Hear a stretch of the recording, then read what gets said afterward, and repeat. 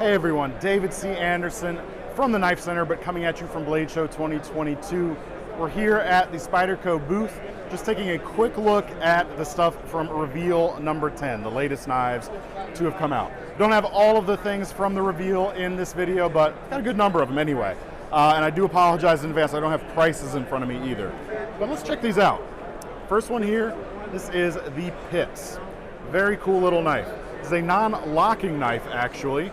We've got a 3-inch blade, M390. Part, the handle itself kicks up. That's your back spring. Snaps into place really, really nicely, I've got to say. I do like that you have a quote-unquote flipper tab, even though you're not actually going to be able to flip this open. That's going to give you some index finger protection and keep the blade from closing accidentally too, which is really nice. Fold it up. We've got titanium handles, I believe, on this knife, if I'm remembering correctly. Sorry if I'm not. Wire pocket clip. Easy one-hand opening, and I like this bevel here right at the front as well. Gives us a nice space to do a pinch grip on that blade. Overall, just a very cool little knife. This is one of the 2 sprint runs I have in front of me right now. The other one is this right here. This is the Mossad Ayoob. Key points with this one for the sprint, you've got gray G10 paired with a crew wear blade, which is very cool. Nice amount of toughness on this blade in addition to some good edge retention. And if you're not familiar with this knife, it is basically just a ripper. Self-defense, last ditch, tactical, that sort of thing. Full serrated or stain or plain edge, I believe, are going to be available. Just feels really good. You could certainly use this as a utilitarian knife if you want, but end of the day, we know what this really is. This is all about being tactical. Next up, a couple new knives from the Salt series in LC200N steel for both of these.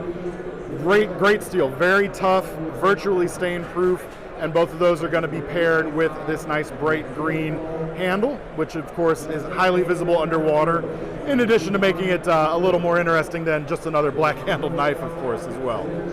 We've got the Native 5. Fully serrated or plain edge in this LC200N steel with that green. The lightweight nature of the knife means it's very easy to carry even as a daily carry piece. You've got the bidirectional texturing, you've got a 4-position clip, nice one-hand opening hole per usual. It's a very popular EDC design, American made by Spyderco. And we've also got the UK pen knife.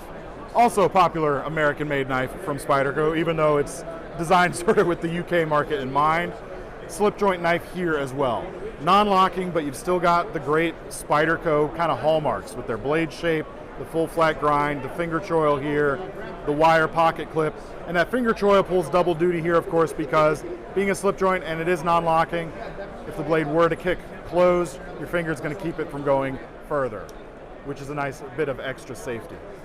Very, very cool. And this one also, I believe, is available in fully serrated in addition to the plain edge right here. Next up, kind of complete opposite of 390 Wharncliffe. If you're unfamiliar with the Endela, it sits right between the Delica and the Endura size-wise, and the blade here with that K390, with that completely straight edge and the aggressive tip, you've got a very aggressive cutting profile and a lot, and I mean a lot. So make sure to take care of it well, and it's going to take care of you. Bidirectional texturing again, mid-mounted lock back, 4-position clip, opening hole, completely ambidextrous knife, does it all quite well in a sort of hard working way.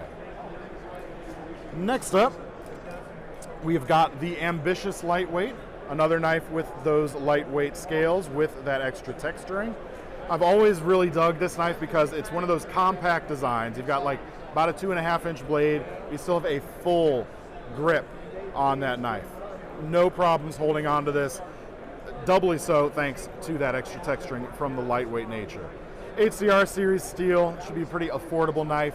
The Persistence lightweight is also now available with S35 VN. That's going to be coming out very soon as well. Last but not least, we've got a couple fixed blades, which of course is my favorite part of the video. The Fred Perrin Subway Bowie is now here to be shown. Very cool. Satin or black blades available, LC200N for that stain resistance, and that toughness, and that good edge holding capability. kind of a 2.5 finger grip on the handle, extended a little bit by that paracord at the end, and it still manages to feel very secure despite being a small design overall. I mean, the blade length here, a bit over 2.5, just a nice little shape. EDC capable for sure, but also last ditch tactical. It's going to work well for that sort of thing. The sheath on these is Kydex, as I missed the opening hole there.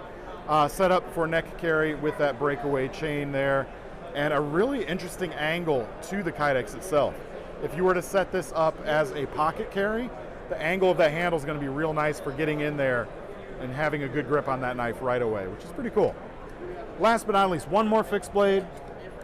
We have the Enough 2. Same handle design as the original Enough, but a 4-inch blade rather than the 3-inch or so blade of that original. VG10 steel, spade shape, full flat grind. It's going to be a good thing for, again, for some of that last ditch tactical maybe, but just a great EDC shape, good companion outdoor size for that type of usage. And I've always really loved the handles on this knife. In addition to that bidirectional texturing, you've actually got a really nice contour with that in very, very nicely. Locks into place. It still works in a lot of different grips and angles as well. So that's very cool. Add those in. Those will take you over to the pre-orders for these items that you've seen today. Make sure to head over there if you are interested, and keep sticking around for more blade show coverage.